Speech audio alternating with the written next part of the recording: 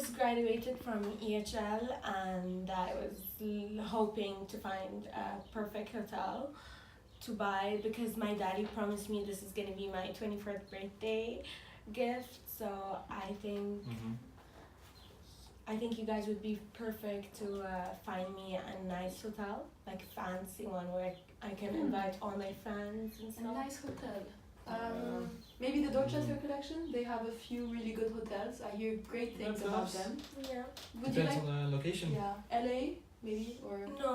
London? No, too far. London, it's my favorite city. Yeah, I like it. Perfect. Dorchester, great hotel. Yeah. Yeah. So, Mrs. Kafafi, do you know what is SWOT analysis?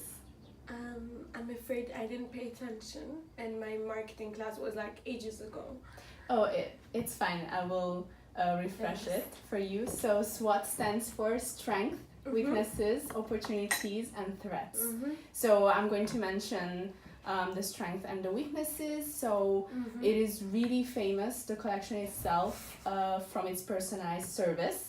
So that's one point which is mentionable. Also, they are able to differentiate themselves by adapting to the country's culture, by still staying one collection. But on the other hand, these too personalized service could also lead to a negative point, since I feel like the hotels are more known individually rather than a collection itself, and also their social media techniques are not really the best ones, since they don't have, for example, an application, and we're living in 2018 and everyone is connected online, right? I think you can relate to that, and if you want to go to a hotel, you want a fast and efficient way of checking in. So that's one thing you should work on or ask before buying the collection. So Ms. Kafafi, I'll follow up by mentioning the threats and opportunities. So I feel like the Dorchester collection can keep on finding and expanding their new iconic destinations, such as they can expand the markets to Asia, such as Beijing and Tokyo, because their economy has been growing a lot. They grow 6.8% year to year. And DC could also have the opportunity to attract a bigger market segment, and will potentially have these Asians to be their loyal guests in the future. That's a really good point. Yeah.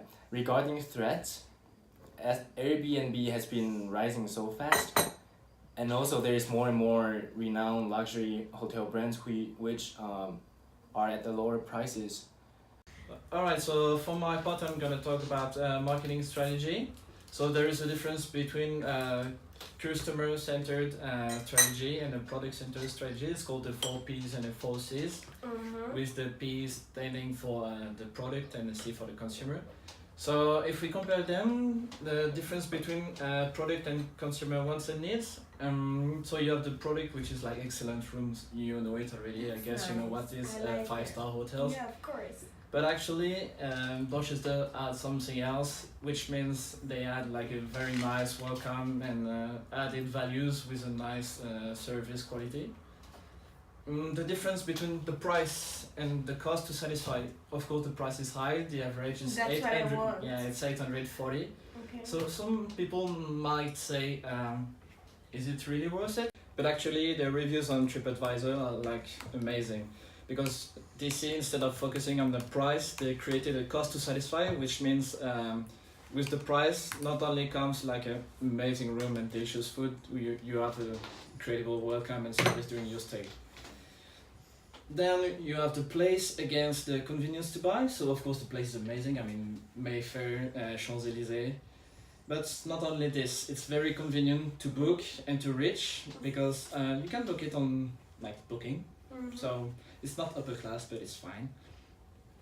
And then you have promotion versus communication. They have a huge Instagram account with more than 50,000 followers. Really? so Oh my maybe God. more than you. The DC, yeah. Which means they have a huge communication power, but they use it as well to communicate with their guests, So to can get some tag you reviews. guys? So, Can always tag you and ask my friends to tag you. And Yeah, stuff. yeah, sure. sure. Cool. So they're not only a big, they don't only have a big communication power, but they use it to communicate with the guests and get some feedback, which means they're interacting, which is more in a communication way than a promoting way.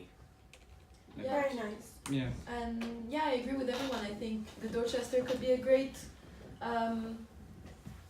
hotel to buy, and especially, I think it also can benefit a lot from your huge social media power and your like Yeah. way of being. I mean, they could try. I mean, we all know that the Dorchester collection mainly hit middle-aged couples, wealthy, upper class usually, and maybe they can start to look into the future and go for a more psychographic type of segmentation.